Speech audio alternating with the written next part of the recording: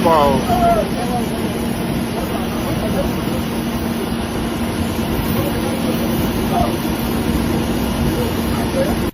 Oh no, bro. 7 dudes are still struggling right now, bro. Like, I just don't get it, man. We're not supposed to be lifting anything over 50 pounds, man, for safety reasons. There's no way. All right? She should be walking up these stairs by herself. Man. She goes down, y'all all are going down. I do not want to be the guys. The 4 guys that's sitting at the bottom of this versus gravity in between the ground and her. You be worst case scenario, brother. You might not make it. I'm just saying, man. Lady, why are you putting this much stress on these guys to even get in the plane? And how the hell did you get clearance to even fly on this plane? I don't even know. So, biologically speaking, are men physically stronger than women? On average. Girl, just say yes for them. They're just. It's not. Wait. Why can't you? Women are. I'm so curious about this. We just showed you. You asked for the stats. In all due respect, we just showed you empirical evidence to the men in the room. No, we're presenting just. This is look. Yes, and I accept these facts. I accept that these are facts. The strongest woman in the world at deadlifting lifted almost like a little over half of what the strongest man in the world did. Like. All of the men and women in the world, those are the 2 strongest, and the man was almost twice as strong. Like, would it not be fair to concede that men are on average stronger? I think she's trying to say something and she's not properly able to say how about let her speak? Let her speak. What is it? Go ahead. It's like I can see that fact, and like I totally acknowledge that fact in this deadlift competition or comparison. Or U.S. national women's soccer versus high school. Do I need to find more metrics to build a more convincing case? No, it's not about the case. Wait, I just don't get it. You can give somebody the proof and ask them, based on what you just saw, what do you conclude? Is it fair to say? They will still look at you in your face with delusion and say, it is not fair to say. I promise you, that's not what they saw. That is not what they saw. I don't know how they get through life thinking like this. Men were not made to be stronger than women so that you can protect us. No, you're our biggest threat. You're like our natural predator, if you will. Nature made you stronger so that we wouldn't fucking destroy you, given the first chance we got. It's so that you could survive and evolve. It's not for our fucking protection, it's for yours. Duh. Ma'am, do you not watch nature, or have you observed anything in nature to let you know that you're speaking to us male humans like it's just the male humans? What are you talking about? There are stronger males, and there are small instances where females are a lot larger, and we're talking about animal kingdom wise. Let's think about the female praying mantis and some of the spiders that eat their male partners after they give birth. But nonetheless, let's just talk about the majority. The majority of the male species, XY chromosomes, are going to be a lot stronger, and that's just around the world and every part of the animal kingdom. What are you talking about? Why are we saying this right now? This gotta be rage bait. If you beat me, right? If you beat me. I need that free shirt. Not gonna happen. Alright guys, before we get into our main video, I just want to thank you for watching me and joining me today. Don't forget to hit that like button. Don't forget to hit the sub button if you haven't. Go ahead and watch this clip. I'm about to break this down to you. Men are physically stronger than women. Let's take it from her. Someone that actually got into a fight with a man. See how it turned out for her. I used to get into a lot of physical altercations with young men in my high school days. And I got away with it. I'm not gonna lie to you. I got away with it. They would piss me off. They would say the wrong thing. They'd bother me, whatever. And I would get to using these hands. And I remember there was a football player who pissed me off so bad and was making fun of me. And when I tell you, I went up to him and I grabbed his textbook and I hit him in the face with his own textbook. And I'm not proud of it. I'm not pleased. However, the restraint that he had, and I'm grateful because he was a football player in high school, And I'm only 5'2", okay? Could barely run and pass them little fitness tests that we used to take in high school. That was a thing I was doing in high school. I was so angry, and I had like this visceral hate for men in high school because of many different things I have explained on this page, that I am a survivor of many things. And it showed when I was in high school. I was always very angry. I was very cold. I was very distant. I isolated myself. So men were a huge trigger.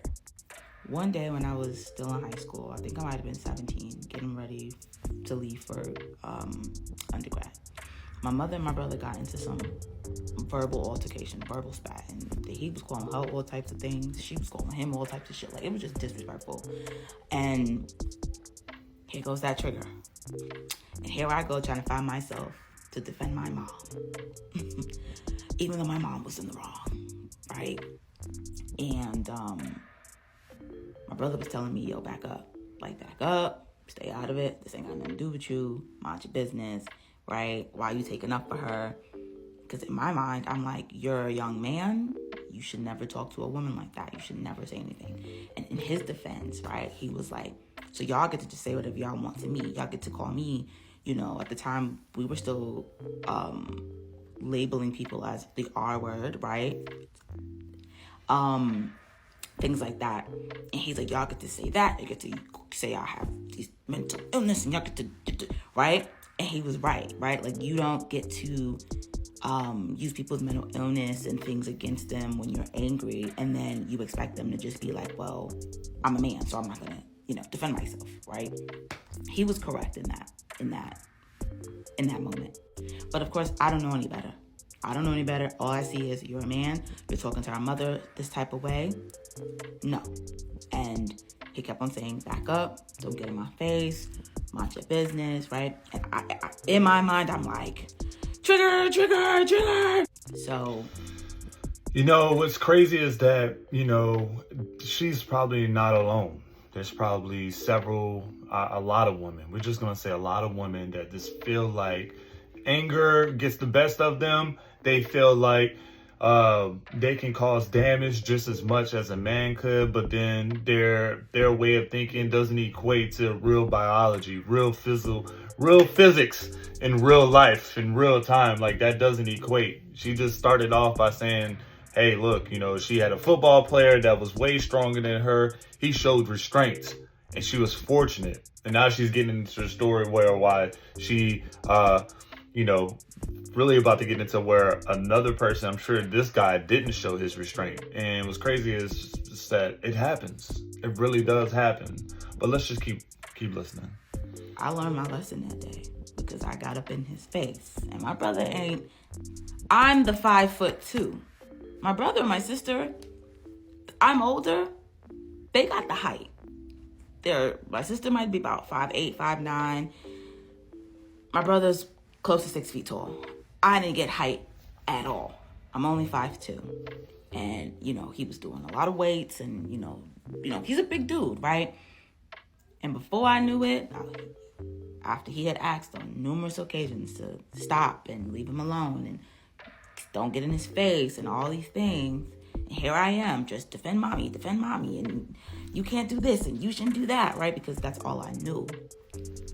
Before I knew it, my brother had his hands around my neck. And I remember swinging and trying my all to just get him off me, and it just wasn't working. And my mother was the one that was like, get off of her. Like, at that point, we were like, get off of her. Get your hands from around her neck. I say all this to say that after that day, I never got in a man's face. My brother taught me a huge lesson that day. And not only that, it's family. So you don't think that family at any point would just turn the dial up to 100%. You get what I'm saying? Like, you wouldn't expect your mom to be whipping the hell out of you because you did something, and then you just get mad and then retaliate because you're the bigger person. Like, you don't expect that to happen, but meanwhile, you poked a sleeping bear. This guy was absolutely warning you, giving you fair warnings, telling you to leave him alone. The worst thing you can do is keep messing with people after they ask you to leave them alone. That's fair enough to say, hey, I'm not in the right mind. You get what I'm saying? But yes, I'm glad you learned a lesson. Let's just keep watching. You know, I was very hurt, of course, because I was like, I can't believe my brother would do this. But the truth is that my brother didn't see sister at the time. My brother saw enemy. My brother got to the point where it was like, well, fuck it. True. Like, y'all are attacking me clearly, right? You're pushing a button and you pushed the right one. Sister, mother, friend, daughter, cousin, what? It completely went over his head, and he was like, well, fuck it. It's not correct. It's not correct at all. But why I'm telling this story is because the strength of a man is not one that I think women should be out here just testing. Up and down our timeline, we are taught all types of things, right? The misandrous shit, and men ain't this, and men ain't that, on top of whatever your household is teaching you. You can believe what you want.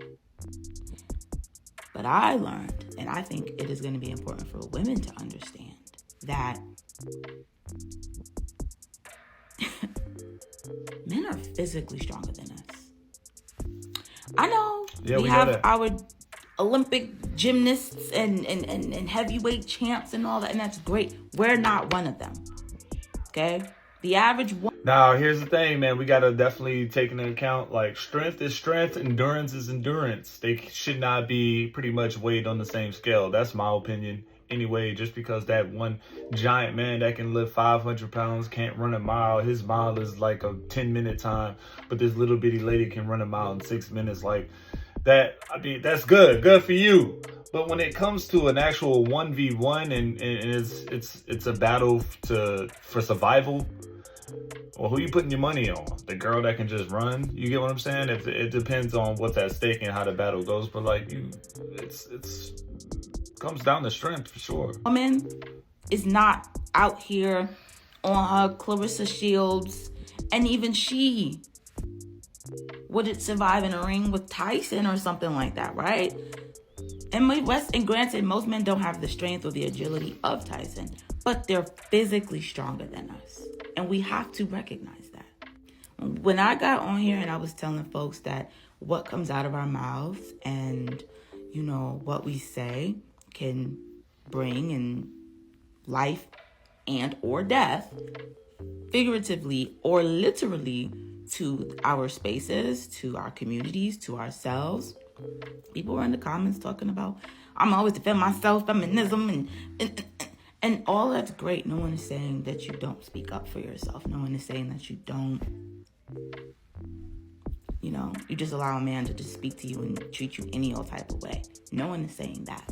But what I'm saying is, that lady that is now passed on, and I believe her husband is now passed on too, they both should still be here.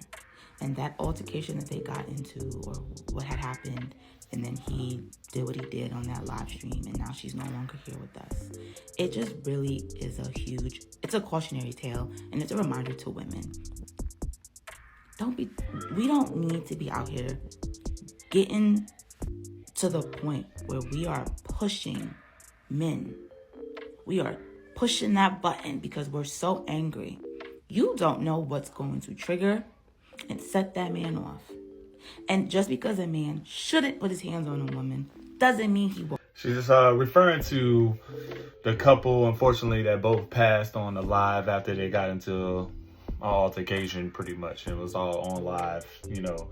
Both of those people are not here anymore, man. But it was a very true tale, and like she said, a cautionary tale. that you just really don't know what can tick a person off. You don't know how their day is going. You don't know what they're going through. You know, depression and mental health is this thing that's going around, and you know, it's not very good right now. A lot of people are just struggling to survive. A lot of men have a lot of pressure on their shoulders to maintain households and upkeep the financial side of things, I guess, in a relationship. But it's a lot.